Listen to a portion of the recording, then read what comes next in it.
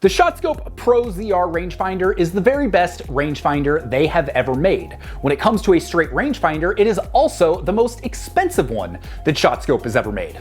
Here's the problem with that. That $300 price point, this comes in at $299, that $300 price point is the trickiest market in the world of golf rangefinders, because the products that are priced there, they don't do everything like the more expensive models do. But they also have more features, and often those features work better than products that are in the like $150 to $200 range. So how do you figure out which trade-offs are worth it, and how do you figure out which product in that price range is the best one to buy? Well, we're going to talk about whether or not the ShotScope is worth it, how it compares to other competing products, and if it's worth buying a $299 rangefinder from ShotScope. That sounds good? Let's do this thing. Jump right into it. So out of the gate, if you've never heard of ShotScope, they make a variety of golf rangefinders and golf swing sensors. Their hallmark is kind of being the budget brand. So they're not gonna be the best performing products out there, but they're also going to be a lot less expensive than most of their competitors, and in almost every case, they will get the job done. A great example of this is the predecessor to the ZR is the Pro L2. So this retails for $150, and if you use our coupon code, it will drop the price to $127. Is it the best rangefinder I've ever used? No, it's actually, mediocre. It's okay. But at $127, it is the best rangefinder you're going to get at that price. And so if you're on a significant budget, I do recommend it. Now, at a retail price that is double that of the Pro L2, we have the Pro ZR. Packaging-wise, the Pro ZR is fine. It's maybe a little bit of a step up from other ShotScope products, but it comes with a nice hard shell case. It comes with a microfiber cloth to keep it clean. It comes with an instruction book. So generally speaking, it's everything you would expect to come with a $300 rangefinder. So build quality-wise, this feels great. It definitely feels more substantial than other Precision Pro products. It feels really good in the hand. And if you've watched my rangefinder reviews, you know that I like rangefinders to be just a little bit heavier. I want them to feel like they're substantial and well-built, which you get here. Honestly, if I didn't know better, I would have expected this to be fully waterproof based on feeling it in the build quality. It's labeled as water resistant, so while I wouldn't go throw it in a lake, it's still gonna be totally fine in rainstorms or showers. For 99.9% of what you do on a golf course, I would not be worried about this getting wet. I just wouldn't submerge it in water for any length of time. There's 3 buttons across the top. There's the power and range button. There's the mode button, which we're gonna talk about in a little bit. And there's a button to toggle between a red and black display. That's a nice feature that is on this. We're gonna talk about those features in just a minute. But personally, I think we probably could have done with a 2-button layout here. We're gonna talk about why that is in just a minute. But overall, the buttons are big, they're easy to use, and I didn't really have any issues with hitting the wrong button when I was trying to do something. They also have a redesigned slope switch, which I love. It's very well integrated, and it makes it clear if it's in slope mode or not. So if you are a tournament player, if you play a lot of competitive golf and you can't use that slope mode, you can make sure that that stays off, and this button does a good job of that. Earlier I mentioned there was a 3-button layout, and one of those buttons is the mode button. So this allows you to switch from mode 1 to mode 2. Mode 1 is just the way you would normally use a golf rangefinder. You hit the button, it's gonna give you a distance. The second mode is a scan mode. Now, honestly, most of the best rangefinders on the market don't have a scan mode. The scan mode feels like it's kind of left over from some of those stock, factory manufactured rangefinders that you would find. A lot of cheaper rangefinders have this mode because that's just kind of what the factories had in it. And so it seems like an added benefit, but I've never found scan modes to work all that well. I never use it on the devices I have. So personally, I would say get rid of that mode, get rid of this button, clean it up, make it more simple so that you don't accidentally find yourself in that mode and wonder why things aren't working the way you expect to. Some people do love it, some people do find value out of it. It's just, for me personally, that's not really a mode that I ever use. As you would expect with most products in this price range, there's also a built-in magnet, so you can lose your rangefinder within your first 5 rounds if you typically use a cart. The magnet is like the best, worst invention when it comes to rangefinders. If you use a cart and you place it on there, guaranteed at some point you will lose it, but it's also really convenient, assuming you can remember to put it back in your bag. The magnet on this, it's great, it's strong, as with most of the products in this price range. So obviously, there's a lot of really good stuff going on with the Pro ZR, but the big question is how does it work? How does it perform? Because that's honestly what's going to be the most important question. So the answer? It performs well. It performs really well. I've had no issues getting accurate numbers with this. It's not necessarily the fastest rangefinder I've ever used, but it's also not the slowest either. For the average person, speed is not going to be an issue here. The one thing I have found with this is often what will happen is if I'm shooting the flag and there's something behind it, it will show me that back distance first, and then very quickly it will find the flag and lock on and show me the correct distance. So it took me a little while to get used to this because I was like, well, which one is it? But once I realized this was happening, I was able to start trusting the numbers. It's honestly like a split-second thing. It'll be like 180, 160, and then you'll get the flag lock where you're going to get a visual indicator in the rangefinder as well as a vibration. Aside from that one hiccup of not always picking up the flag right away, of it kind of switching from the background to the foreground, I will say the flag lock sensor in here is one of the better ones that I have used. Here's one of the major problems with most rangefinders on the market.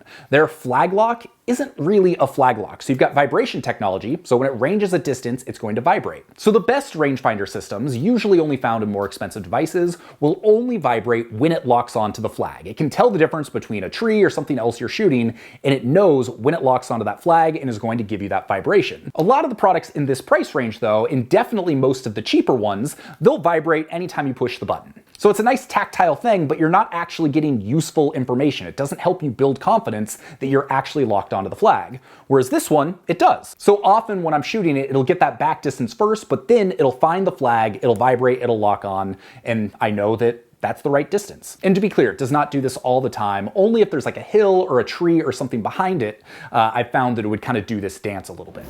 Hey, real quick, is this helpful for you? If it is, I'd love it if you would hit the subscribe button. It allows me to continue making high quality videos like this for you so you can figure out what the right products are for your golf game. Awesome, I appreciate the consideration.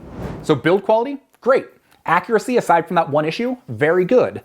The issue I have with this, and this is kind of an intangible thing, so take this all for what it's worth. If you haven't used 30 different rangefinders, it's honestly not something you're probably going to notice or care about, but some rangefinders are just more pleasant to use. The experience is better. One of the things that factors into that is optics.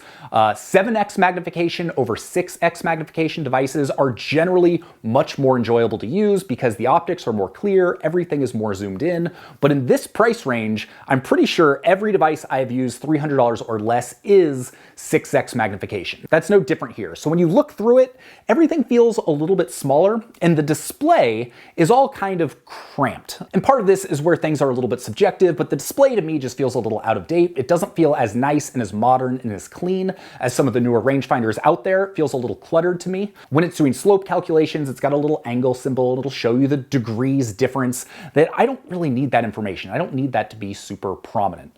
So the fact that the display feels a little bit cluttered and it's got that smaller 6x magnification, which to be clear, most of the ones in this price range do, I just haven't found it to be my favorite one to use. Is it totally capable? Yes, absolutely. Is it the best one ShotScope has ever created? Yes, absolutely. How does it compare to other competing products in this price range? Well, let's talk about some of the pros and cons just really quickly so you can see how this stacks up in the market. This is the Cobalt Q-4. It comes in at $295 or $4 less than the Pro ZR. Honestly, this is probably my favorite overall rangefinder under $300 for a couple reasons. First off, it's IPX7. This thing is fully waterproof, which is the only one I know of in this price range to be fully waterproof. Second, it also has the best flag lock system I have used at this price range. It feels like it was carried over directly from the more expensive Q6, and it generally works pretty well despite only being 6x magnification, not being nearly as clear as the more expensive model that's like $450, so out of this price range. The downside to this is it doesn't have a built-in magnet, whereas the Pro ZR does, and this doesn't allow you to toggle between a red and black display. It does it automatically, and honestly, I don't think it does a very good job of it. I really want to be able to control that, and you can't do that here. With the Pro ZR, you can control it. The red display never got quite as contrasty or quite as bright as I would like it to, but the fact that with a click of a button, you can easily make that change depending on, if a cloud goes over the sun or depending on what your conditions is, it's really nice to have that flexibility. Then you have the Precision Pro NX10. Also $299, although you can use a coupon code that's linked below that's gonna knock 20 bucks off. Generally speaking, the Pro ZR feels more robust. It feels a little bit more well-built.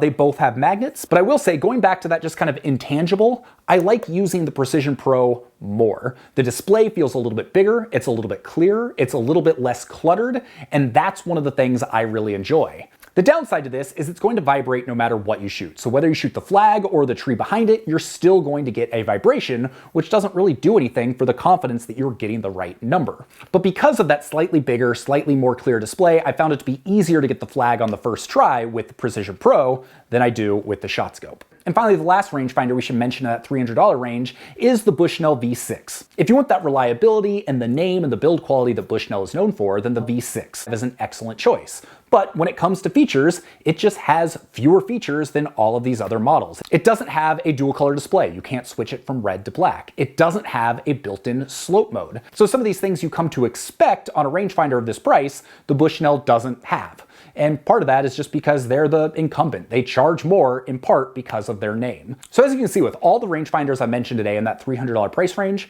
they all have trade-offs. There's not one that kind of does everything. And so where does that leave us with the Pro ZR? Build quality is good. Accuracy is pretty good. I wish the display and the optics were a little bit clearer. I wish it was a little bit faster. I wish that the first time I hit the flag, it locks on and gives me the right number without necessarily kind of getting what's behind it. I could do without the two modes, but otherwise it is a really, really good device. The problem is at $299, there are a couple products that I just like a little bit more that I think are a little bit better.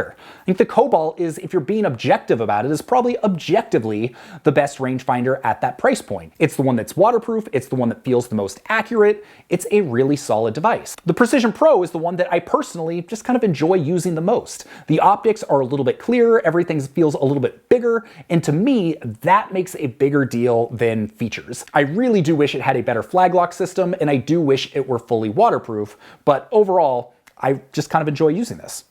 So where does that leave us with the Pro ZR? If you're looking for something that does everything pretty well, but not necessarily the best, then this is a great device. But in order for the Pro ZR to shine, I think ShotScope's gonna need to do what ShotScope does best. It's gonna need to compete on price. At $299, I think it's just a little expensive for what this is compared to the other products that are out there.